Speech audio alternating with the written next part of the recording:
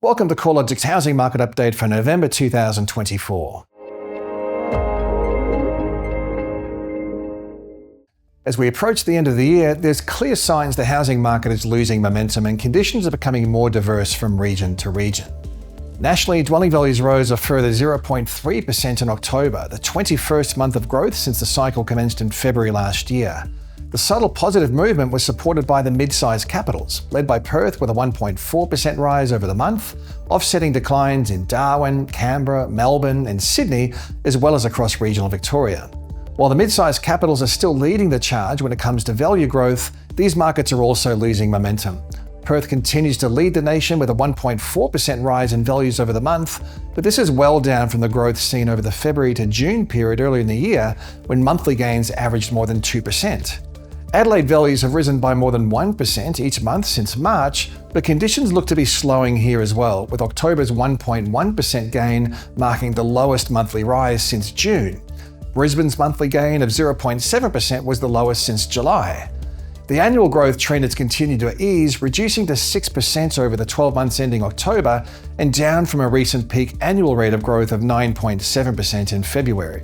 Slower growth in home values has been accompanied by a rise in advertised stock levels, meaning more choice for buyers. Based on a rolling 4-week count of listings to November 3rd, advertised inventory levels have increased by 14% since the end of winter across the combined capitals, with the largest increase occurring in Perth, where listings are 24% higher, albeit from an exceptionally low base. Total listings are now 12% above the previous 5-year average in Sydney and Melbourne, helping to explain the weaker conditions in these markets as buyers benefit from more choice and less urgency in their decision-making. Despite the rise in listings across the mid-sized capitals, Perth, Adelaide and Brisbane are still seeing advertised stock levels more than 20% below the previous 5-year average for this time of the year. Unlike other markets, sellers are in a better position here, although the balance is starting to gradually improve. Alongside the rise in advertised supply, the number of home sales looks to be fading. Estimates for capital city sales over the 3 months ending October were down 7.5% from 3 months earlier and 1.6% lower than at the same time last year. With higher levels of advertised supply and less purchasing activity, selling conditions have loosened. Capital city auction clearance rates held below the 60% mark through most of October, while private treaty metrics are showing a subtle rise in median days on market, especially in those cities where advertised stock levels are above average.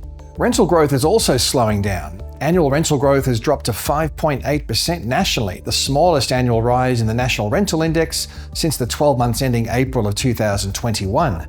The easing in rental growth is good news for inflation, with rents comprising one of the largest weights within the CPI basket. The annual change in the rental component of CPI has already started to trend lower, falling to 6.7% in the September quarter, down from a recent high of 7.8% in Q1 this year.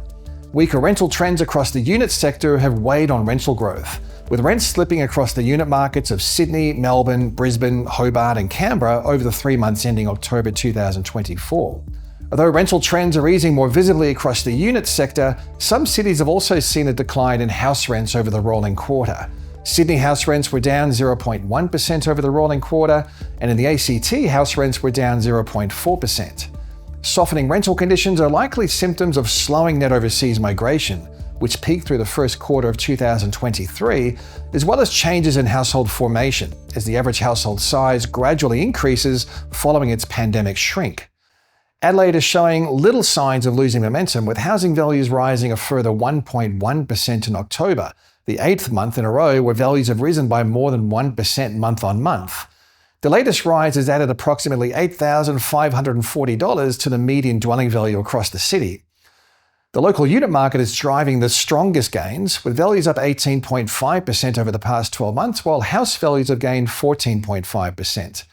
Similarly, the lower quartile of the housing market is driving the strongest value gains, up 21.2% over the past year, while upper quartile values have increased at almost half this rate, up 12%. Rental markets are slowing down, but rents are still rising. The past 3 months saw Adelaide rents rise by 0.9%, the first sub-1% change in rents over a rolling 3-month period since September of 2020. The housing outlook looks a little dimmer than it did a few months ago amid rising advertised stock levels, a slowdown in purchasing activity, and a clear loss of momentum in value growth. On the upside, there's a trend towards lower inflation, meaning a cut in interest rates is looking likely, potentially in the first quarter of next year, while labour markets are holding tight and low levels of newly built housing supply persist. Each of these factors should help to keep a floor under housing prices. The inflation update for Q3 was encouraging, with core inflation now at 3.5%. Based on the trimmed mean, consumer prices are now rising at the slowest quarterly pace since the third quarter of 2021. The annual increase in the housing component of inflation fell to just 2.8%, the lowest reading since Q3 of 2021, thanks to a sharp 7.6% decline in utility costs attributable to energy rebates. However, a slowdown in rents and the cost of newly built homes has supported the lower inflation outcome as well. The annual change in CPI rents at 6.7% is the lowest in 5 quarters, and it's likely to fall further given the downwards trend in advertised rents. Additionally, the cost to purchase newly built housing rose by a relatively small 4.8%, down from a COVID high of 20.7%, to be the lowest outcome since the third quarter of 2021.